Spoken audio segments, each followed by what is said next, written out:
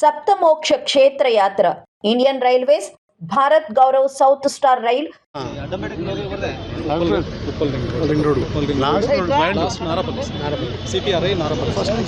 లార్నాక చౌరస్తకెళ్ళి నారపల్లి వరకు 8 కిలోమీటర్ల పొడవైన 6 లేన్ ఫ్లైఓవర్ 2017లో అగ్రిమెంట్ అయ్యి టెండర్లు పిలిచి 1200 కోట్లతోని ఆ రోజు అగ్రిమెంట్ చేసుకొని పనులు ప్రారంభించడం జరిగింది. ఇంకా 2 ఏళ్ళు అయితే 3 ఏళ్ళు అయితే 2 ఏళ్ళు అయితే 10 ఏళ్ళు పూర్తవుతుంది. చాలా బాధాకరమైన విషయం. వివిధ కారణాలతోని గతంలో చేపట్టిన కంపెనీ కొన్ని ఆర్థిక ఇబ్బందులతో కానివ్వండి, అనేక కారణాలతో ఫారెస్ట్ క్లియరెన్స్ ముందర నార్లాపూర్ వరకు వెళ్ళి అక్కడ ఫారెస్ట్ వాళ్ళు ఇయ్యక అక్కడ అయిపోయింది.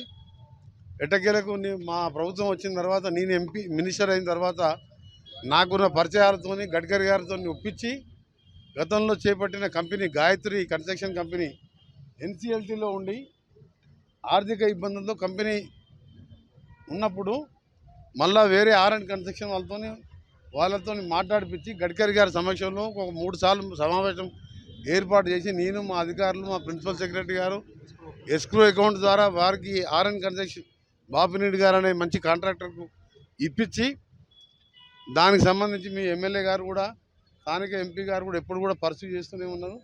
దాన్ని ఇవాళ పనులు కూడా వేగవంతం చేయడం జరిగింది.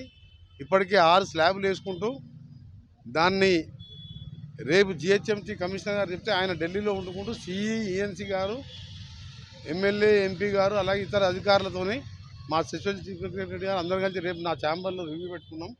ఇక్కడి నుంచి కూడా స్లాబ్లు వేసే కార్యక్రమం జిహెచ్ఎంసీ వేరే వాళ్ళకి ఇచ్చిన కాంట్రాక్ట్. వాళ్ళది 1.2 కిలోమీటర్స్ లెంత్, వీళ్ళది 6.8 మాది మా డిపార్ట్మెంట్ నేషనల్ హైవే. సో రేపు కంబైన్డ్ మీటింగ్ ఏర్పాటు చేయడం జరిగింది. ఒకటే టార్గెట్ పెట్టుకున్నాం. మా కాంట్రాక్టర్కు మా ఇంజనీర్లకు చెప్పడం జరిగింది. గడ్కరీ గారు కూడా ఎప్పుడు కలిసినా ఉప్పల్తిగా క్యావోరా అంటాడు ఆయన.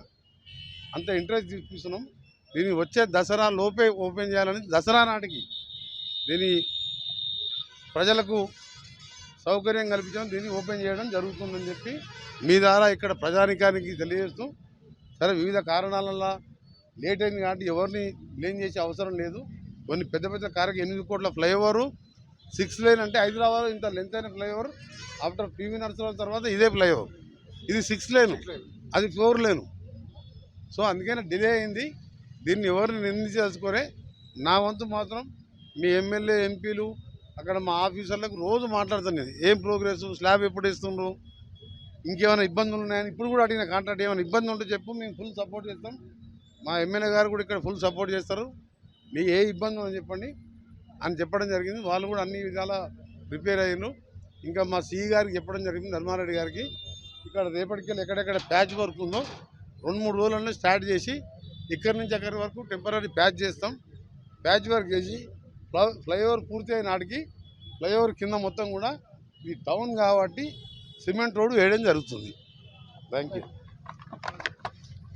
ధన్యవాదండి. చెప్పు.